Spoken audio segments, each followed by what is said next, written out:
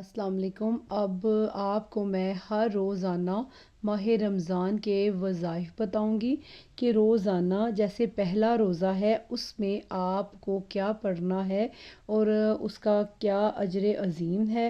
انشاءاللہ سارے روزوں کا میں آپ کو ڈیلی بتایا کروں گی۔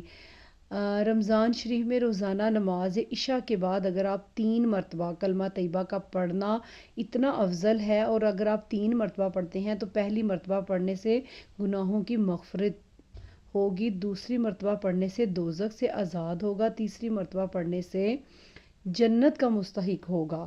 ماشاءاللہ کتنا یہ پیارا، اور ایک ہم پڑھتے ہیں کلمہ طیبہ ہر روزانہ تقریباً پڑھا جاتا ہے، لیکن ایک تفصیل کے ساتھ جب بیان کیا جاتا ہے اور بتایا جاتا ہے، اور ایک تو آسان ہو جاتا ہے پڑھنا اور عبادت کو کرنا، کہ اگر آپ اس کو 3 دفعہ ہر نماز کے ساتھ پڑھیں گے تو اس کا اللہ تعالیٰ آپ کو یہ اجر عظیم عطا فرمائیں گے۔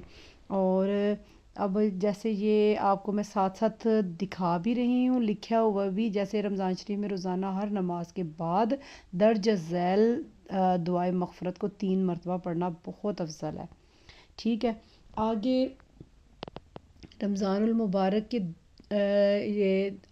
یعنی کہ ڈیلی جو آپ کو وظیفے ہیں وہ یہ آپ نے ایک تو ہے نا رمضان کو پہلے روزے میں جیسے پڑھنا ہے، دوسرے میں، تیسرے میں نہیں، یہ جو آپ کو میں نے اب یہ جو ہے آپ نے ڈیلی پڑھنا ہے۔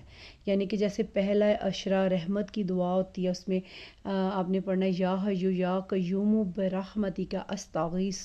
آپ نے پہلے عشرے میں آپ نے پڑھنا ہے 100 مرتبہ۔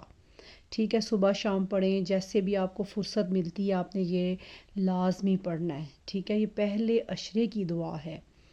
ٹھیک ہے، اب یوں ہی ایسے ہی آپ کو میں نے آج ہی میں نے بتانا ہے کہ پہلا جو روزہ ہے اس کی کیا عبادات ہیں۔ ٹھیک ہے، اب اس کے جو پہلے روزے کی عبادت ہے نا، آپ نے بعد نماز فجر اللہ کا اسم مبارک ہے یا رحیم 133 مرتبہ پڑھنا ہے، اور اس کے بعد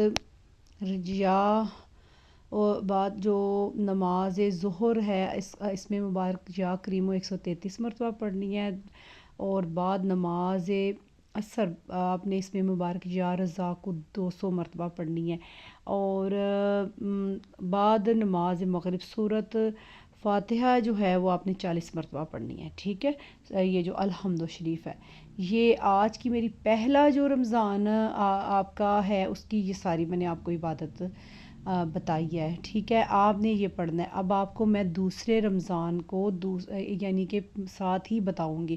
انشاءاللہ میرے ساتھ رہیے گا اور سبسکرائب کیجیے گا، شیئر ضرور کیجیے گا، تاکہ آپ کی ہی وجہ سے بھی آگے بھی اسی طرح عبادت کا موقع ملے، اور میں آپ کو بڑے ہی ایزی طریقے سے بتا رہی ہوں، اور امید کرتی ہوں آپ اگر کہیں جا بھی رہے ہیں، کبھی انسان افطاری کی طرف جاتا ہے، کبھی کتاب نہیں ہوتی پاس یہ روزے رمضان کی پڑھنے کی، تو ایسے آپ کے پاس یہ ایزی وے ہے کہ آپ کو یہ بڑے اچھے طریقے سے آپ پڑھ لیں گے۔ ٹھیک ہے، انشاءاللہ میں اب آپ کو دوسرا روزہ کل بتاؤں گی کہ کل کی عبادت کیا ہے۔ ٹھیک ہے، الحمدللہ۔